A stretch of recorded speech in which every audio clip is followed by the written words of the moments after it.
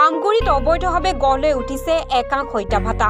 চৰকাৰক কৰ ফাঁকি দি ইটা নিৰ্মাণ কৰি থকা নেশ্যনেল ব্ৰিক ইণ্ডাষ্ট্ৰী নামৰ ইটা ভাটাৰ বিৰুদ্ধে সৰব কৃষক মুক্তি সংগ্ৰাম সমিতি।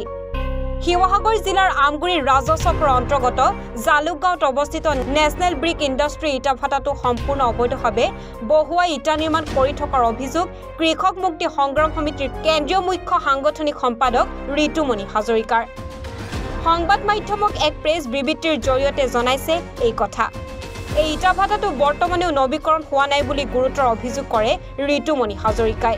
তাৰোপৰি ভুৱা ডাক নম্বৰ ব্যৱহাৰ কৰি পঞ্জীয়ন কৰিছে ইটা ভাটাটো।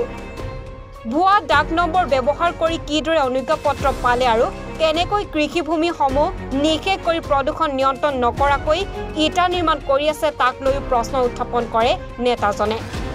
লগতে আমগুৰি জালুকগাঁৱত অৱস্থিত নেশ্যনেল ব্ৰিক ইণ্ডাষ্ট্ৰীটো বন্ধ কৰাৰ দাবী জনাইছে। অবৈধ ইটা ভাটাটোৰ সন্দৰ্ভত আমগুৰি ৰাজচক্ৰ বিষয়া কৃষক মুক্তি সংগ্ৰাম সমিতিৰ শিৱসাগৰ জিলা সমিতিয়ে স্মাৰক পত্ৰ প্ৰদান কৰিছিল যদিও আজি পৰ্যন্ত একো ব্যৱস্থা গ্ৰহণ কৰা নাই। আগন্তুক সময়ত অবৈধ ইটা ভাটাটো বন্ধ নকৰিলে কৃষক মুক্তি সংগ্ৰাম সমিতি শিৱসাগৰ জিলা সমিতি আৰু ছাত্ৰ মুক্তি সংগ্ৰাম সমিতি শিৱসাগৰ জিলা সমিতিৰ উদ্যোগত আৰু ৰাইজৰ সহযোগত প্ৰতিবাদী কাৰ্যসূচী গ্ৰহণ কৰাৰ হুংকাৰ দিয়ে। তথ্য জনাৰ অধিকাৰ আইনৰ জৰিয়তে পোহৰলৈ আহিছে যে আমগুৰিত অবৈধভাৱে ইটা ভাটাৰ গৰাকীয়ে ইটা নিৰ্মাণ কৰি আছে। চৰকাৰক তেওঁলোকে কৰ ফাঁকি দি আছে, তেওঁলোকে চৰকাৰক ঠগি আছে, পঞ্জীয়ন নকৰাকৈ তেওঁলোকে ইটা নিৰ্মাণ কৰি আছে। এই গোটেইবিলাক পোহৰলৈ আহিছে। যিহেতু আমগুৰি ৰাজচক্ৰৰ অন্তৰ্গত আমগুৰি জালুকগাঁৱত অৱস্থিত নেশ্যনেল ব্ৰিক ইণ্ডাষ্ট্ৰী নামৰ যিটো ইটা ভাটা আছে, এই ইটা ভাটাটোৰ গৰাকীয়ে তেওঁ অবৈধভাৱে কোনো পঞ্জীয়ন নকৰাকৈ নৱীকৰণ নকৰাকৈ তেওঁলোকে ইটা নিৰ্মাণ কৰি থকা দেখিবলৈ পাইছোঁ। যিহেতু বৰ্তমান সময়ত 114 নং পটা 419 নং দাগ আৰু 208 নং পটা 420 নম্বৰ পটাত বৰ্তমান ইটা ভাটাটো বহুৱাই তেওঁলোকে ইটা নিৰ্মাণ কৰি আছে।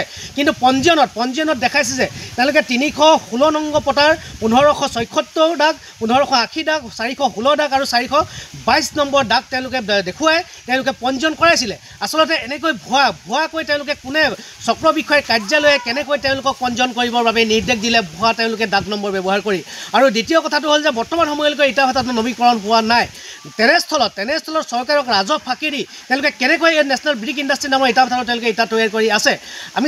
ইতিমধ্যে আমি জানিবলৈ পাইছোঁ যে বৰ্তমানৰ চৰকাৰৰ কোনোবা নেতৃত্বত তেওঁলোকে বলিয়ান হৈ পেলাই কাৰো চৰকাৰলৈ কেৰেপ নকৰি ৰাজহ ফাঁকি দি পেলাই অবৈধভাৱে তেওঁলোকে ইটা নিৰ্মাণ কৰি আছে বুলি আমি জানিব পাইছোঁ।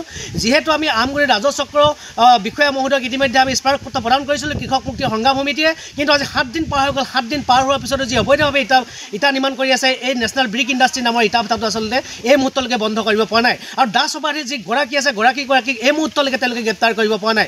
লগতে কিন্তু দেখিবলৈ পোৱা গৈছে যে আমগুৰি বহু ইটা ভাটা আমগুৰিস্থিত যিকেইটা ইটা ভাটা আছে বহুকেইটা ইটা ভাটা ইতিমধ্যে চৰকাৰী ভূমি বেদখল কৰি তেওঁলোকে ইটা নিৰ্মাণ কৰি আছে। লগতে তেওঁলোকে যিহেতু চৰকাৰী ভূমিৰ লগতে তেওঁলোকে কৃষিভূমিসমূহ ধ্বংস কৰি পেলোৱা দেখা গৈছে। গতিকে অনাগত দিনত আমি এই আমগুৰিৰ যিকেইটা ইটা ভাটা অবৈধভাৱে বহুৱাই থৈছে ইটা ভাটাৰ বিৰুদ্ধে আমি প্ৰতিবাদী কাৰ্যসূচী ল'বলৈ বাধ্য হ'ম। বৰ্তমান সময়ত যি নেশ্যনেল ব্ৰিক ইণ্ডাষ্ট্ৰী নামৰ এই জালুকগাঁৱত আছে ইটা ভাটাটো আছে, যিহেতু নৱীকৰণ হোৱা নাই, পঞ্জীয়ন হোৱা নাই, দ্বিতীয়তে তেওঁলোকে ভুৱা ডাক নম্বৰ ব্যৱহাৰ কৰিছে। এই ইটা ভাটাটো অতি সোনকালে বন্ধ কৰিবলৈ দাবী জনাইছোঁ।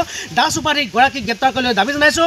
অন্যথা কিন্তু পৰৱৰ্তী সময়ত আমি জিলা উপায়ুক্তৰ বিষয়ে আৰু এই যি প্ৰদূষণ নিয়ন্ত্ৰণে কেনেকৈ তেওঁলোকক কাগজ পত্ৰ অকে কৰি দিলে ৰাজচক্ৰ বিষয়াৰ কাৰ্যালয়ৰ কোন জড়িত হৈ আছে এই বিষয়ত সকলো তদন্ত হ'ব লাগিব আৰু দোষী বিষয়াক শাস্তি দিব লাগিব।